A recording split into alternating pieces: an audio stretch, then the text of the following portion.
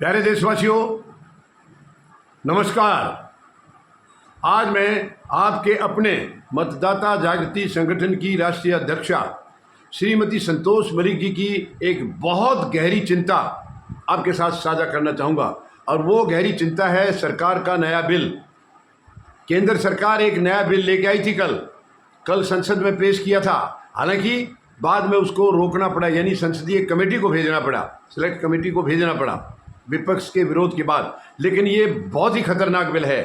संतोष मलिक जी ने बताया है ये लोकतंत्र को ख़त्म करने का एक तरीका है इस बिल के माध्यम से। वो बिल क्या है, कोई भी सीएम, इवन बोला तो उसने पीएम भी है उसके अंदर, सीएम पीएम या कोई मंत्री अगर कोई कसूर कर दिया और एक बार जेल चला गया और जेल के अंदर चाहे उसको 1 साल की सज़ा मिली या 2 साल की मिली या 5 की मिली या जितनी भी मिली, लेकिन जिस दिन उसके 30 दिन जेल में हो जाएंगे, 31वें दिन उसका पद खत्म हो जाएगा। अगर सीएम है तो वो सीएम नहीं रहेगा, मंत्री है तो वो मंत्री नहीं रहेगा, पीएम है तो वो पीएम नहीं रहेगा। लेकिन आप देखिए पीएम को क्या कोई खतरा हो सकता है? आज की तारीख में, आज का माहौल आप देखिए, पीएम तो खुद खेल कर रहे हैं पूरी देश के साथ। क्या उनके साथ किसी की हिम्मत है? यानी आप देखिए सज़ा कब होगी, जब जांच एजेंसी उसके खिलाफ रिपोर्ट देगी। और जांच एजेंसी आज खुद प्रधानमंत्री की मुट्ठी में है, तो वो तो जिसको मर्जी आरोपी बना दें, उनके हाथ में है। बेकसूर को आरोपी बना देंगे और कसूरवार को वो ईमानदार बना देते हैं। क्योंकि बीजेपी के पास एक वॉशिंग मशीन है, इतनी सुंदर वॉशिंग मशीन दुनिया में और कहीं नहीं मिलेगी। उसमें एक दोषी को, एक भ्रष्टाचारी को पहले सामने वाले गेट से अंदर घुसाओ, गेट को बंद करो, पीछे वाला गेट खोल दो, वो शुद्ध होकर के निकलता है। ये है बीजेपी के पास मशीन, बहुत ही बढ़िया किस्म की मशीन है इनके पास। तो भ्रष्टाचारियों को साफ करने के लिए ये इनके पास वो मशीन काम कर रही है। लेकिन जो विपक्ष के हैं वो इनके उसमें बहकावे में आएंगे नहीं, तो उसको किसी भी सीएम को उठा करके वो जेल में डाल देंगे और 30 दिन होते ही उसकी सरकार ख़त्म हो जाएगी। या तो ये अपनी सरकार बना लेंगे या कुछ भी कर लेंगे। लेकिन ये बहुत खतरनाक खेल है, बहुत खतरनाक खेल। आपको मालूम है अभी भी ये, मैं किसी का ये पक्ष नहीं ले रहा हूँ कि किसी सीएम को अगर कोई भ्रष्टाचारी है तो उसको सज़ा मिलनी चाहिए, ज़रूर मिलनी चाहिए। लेकिन ये नहीं है कि नहीं भी कोई कसूर है तो भी आप उसको जेल में डाल देते हैं और फिर वो छूट जाते हैं, अदालत से छूटते हैं कि उनके खिलाफ कोई सबूत नहीं मिलता है। ये ऐसी सी बात। आप देखिए, आप अभी कुछ थोड़े दिन पहले की बात है, यानी झारखंड के दोबारा चुनाव हुए हैं, दोबारा वो मुख्यमंत्री बने हैं हेमंत सोरेन। लेकिन उससे पहले उनको जेल में डाल दिया गया था और वो बेकसूर हो गए, वहाँ निकले, कोई कसूर मिला नहीं, कोई उनके खिलाफ आरोप मतलब साबित नहीं हुए। इधर दिल्ली के सीएम थे, मैं नहीं कह रहा हूँ, हो सकता है इन्होंने गड़बड़ी की होगी, दिल्ली के सीएम थे, वो जेल में डाल दिया उनको और जेल से वो अपना मुख्यमंत्री का काम चला रहे थे। तो अब ये नियम इसलिए लाए हैं कि कैसे एक बार कोई सीएम जेल चला गया तो उसकी सरकार भंग हो जाएगी और ये अपनी, या तो किसी भी तरीके से ये डायरेक्ट अपना कंट्रोल उसके ऊपर कर लेंगे। तो मेन साजिश ये है, ये एक छत्र राज करना चाह रहे हैं।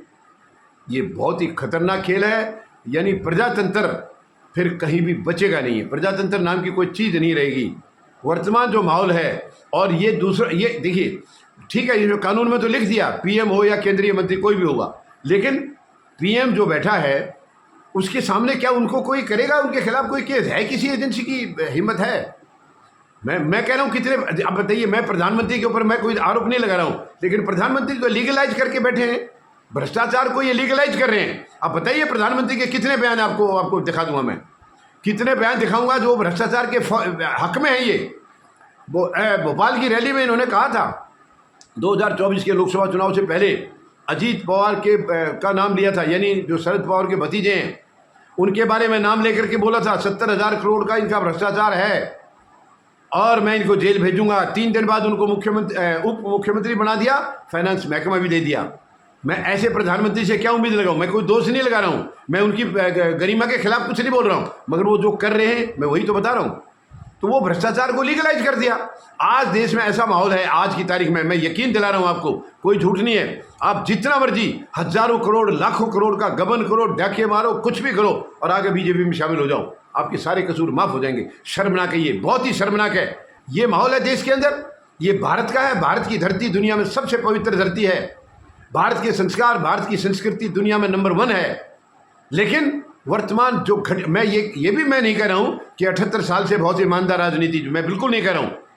राजनीति में घटियापन या भ्रष्टाचार डे वन से रहा है, कभी कम कभी ज़्यादा, लेकिन वर्तमान जो सत्ता है इन्होंने तो धज्जियां उड़ा के रख दिए, सारे रिकॉर्ड ध्वस्त कर दिए इन्होंने। इतनी शर्मनाक हरकत ये कर रहे हैं, यानी इनके पास भ्रष्टाचार नाम की कोई चीज़ है ही नहीं।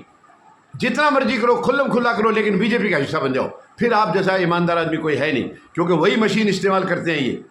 आपने कितना भी भ्रष्टाचार किया है, उसी मशीन के एक गेट से घुसा के दूसरे से निकाल देते और वो आदमी शुद्ध हो जाता है, कोई उसके ऊपर नहीं, उसके कोर्ट से भी उनका केस खत्म हो जाता है, फाइल बंद हो जाती है।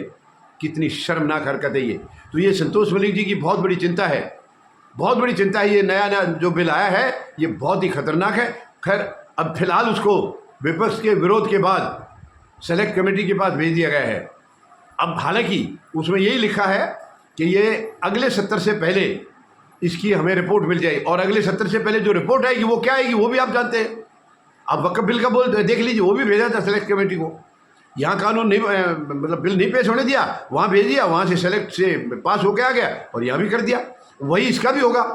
अब इसका एक ही रास्ता है, केंद्र सरकार को या तो ख़त्म किया जाए, भंग किया जाए, इसको सत्ता से इसको बेदखल किया जाए। और इसमें ये कहीं ना कहीं निशाना विपक्ष के ही हैं। आप सब समझ गए होंगे कौन है निशाना विपक्ष, क्योंकि अपनी सरकारों पर थोड़ी लगाएंगे ये। इनके मुख्यमंत्री सचमुच भ्रष्टाचार कर भी देंगे तो कोई जांच एजेंसी जांच करेगी उनकी? कौन करेगी? सवाल ही पैदा नहीं होता, उसको जेल होगी नहीं। ये निशाना केवल विपक्ष को खत्म करने का है। ये बहुत ही शर्मनाक है और इसका संतोष मलिक जी कड़ा विरोध कर रही है, बहुत कड़ी प्रतिक्रिया दी है उन्होंने। और इसका कम से कम सरकार तो नहीं मानेगी, मानिए सर्वोच्च न्यायालय को ऐसी चीज़ों का संज्ञान लेना चाहिए। ऐसी घटियापन देश में नहीं होना चाहिए, फिर तो प्रजातंत्र बचेगा नहीं। भारत दुनिया का सबसे बड़ा लोकतांत्रिक देश है, लेकिन कहाँ लोकतंत्र बचा है? लोकतंत्र की धज्जियां उड़ाई जा रही है। तो मैं उम्मीद लगाता हूँ मानिए सर्वोच्च न्यायालय ये सब खेल देख रही है और वो जरूर इसके बारे में कुछ सोचेंगे। धन्यवाद। जय जवान, जय किसान, जय हिंद।